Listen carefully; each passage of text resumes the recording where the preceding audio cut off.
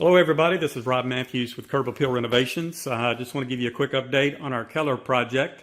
It's Friday, we're just finishing up and let's walk through each room and I'll tell you where we stand.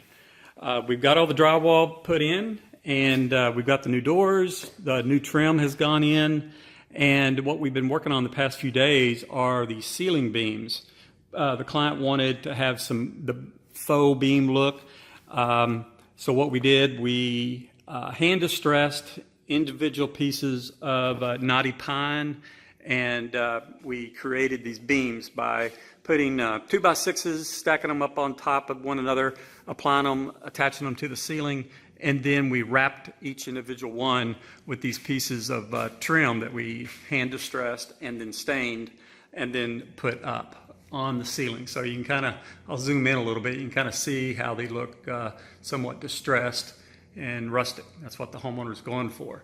And it'll kind of tie into this big opening over here. That's where the barn door is going to go. That's what that big 1x12 across the door is, unfinished. It still has to be finished, but that's where the track will be mounted on.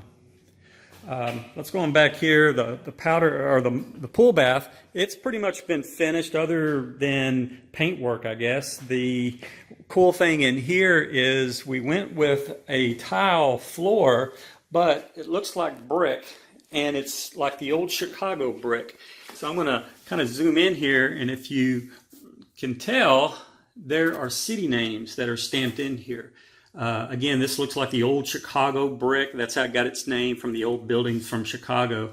You see Chicago here, you see Miami. Let's see here, we got New York, San Diego.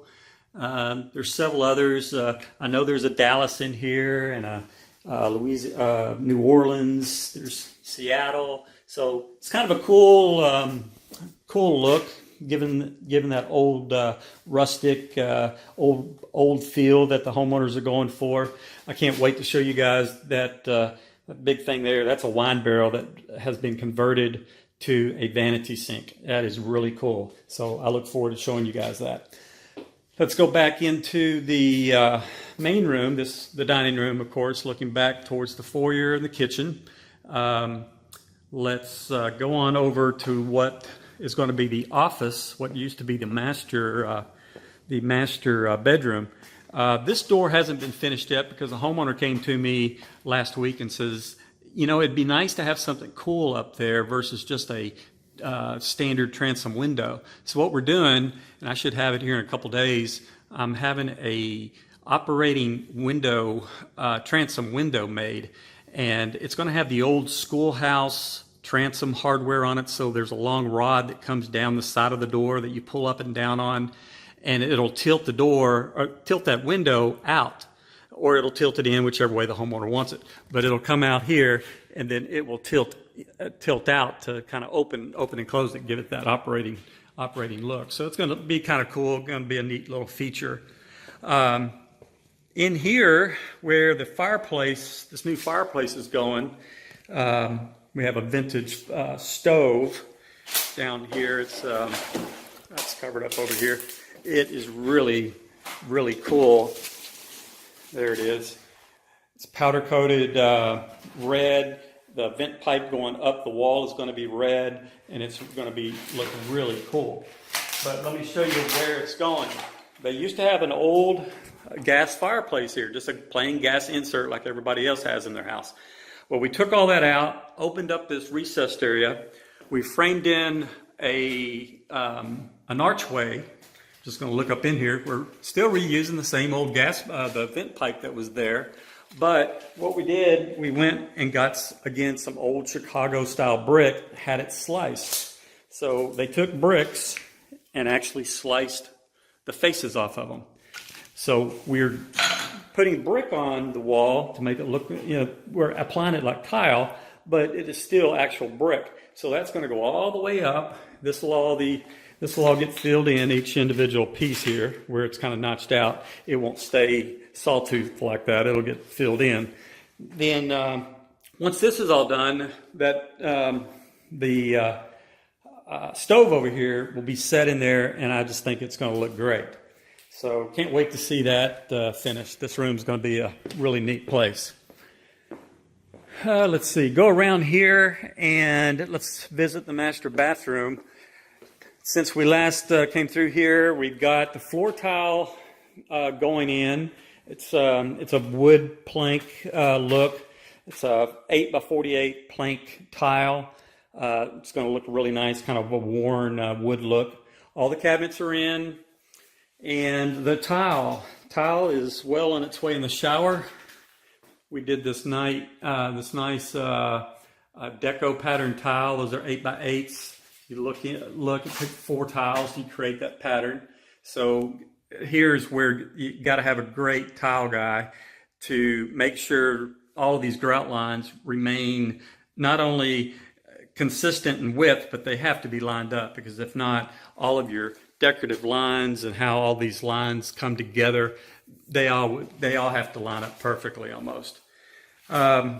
We started getting the rest of the wall tile in. You see the back side of this niche. I like to do this quite a bit, where I put the shower valves over here, because how many people have come in and got into the shower, came over and turned the water on and had to dodge the cold water when the water comes on from the shower head. I like to just be able to reach in, open the door, reach in and turn it on from over here, and then go about your business until you're ready to get into the shower. So that's why I put the valves over here. And then we got a big shampoo niche going here, and then we have 2 small ones here. His and hers, they both wanted a little place for soap or razor. And then the corner benches. We have a corner bench in each one. It's not really a bench. It's more for putting your foot up on and washing your legs, or women can shave their legs. But so that's the back side of these pony walls. I always like to put all of the shampoo boxes and the valves, kind of conceal them, because when you come in, all you see is the pretty tile work. You don't have to see all the handles and the hoses and all the shampoo bottles and all that laying out. So real happy with the way this is going on. Here's some of that wood I told you about that we hand distressed. Each one of these boards came nice and straight and pretty, just like you'd see something out of Home Depot. You see them on the shelf, but you see how we've taken them and sanded the edges. We've hit them with, gouged them with hammers, scuffed them up with brushes. There's even screw holes, there's nail holes across here. So that's how we went about getting all of our material done for the ceiling beams. And we're just about finished, and the homeowner said, hey, let's put some up in the office. So we got to get some more material and create some more of this material so we can finish doing that for them. Well, that's about all I have for now. Here in about a week or so, we're going to be turning this project over to the painters.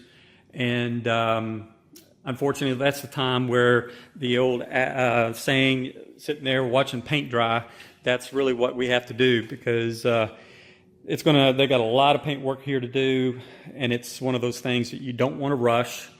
We can be doing a great job all the way up till now, and then bring in a bad paint crew, and they just make it look horrible, and there's no turning back after that. So we want to give them plenty of time to do a great job and make this project really, really look good the way it deserves. Well, again, this is Rob Matthews with Keller Renovations. Hope you enjoyed our quick walkthrough, and I'll talk to you soon.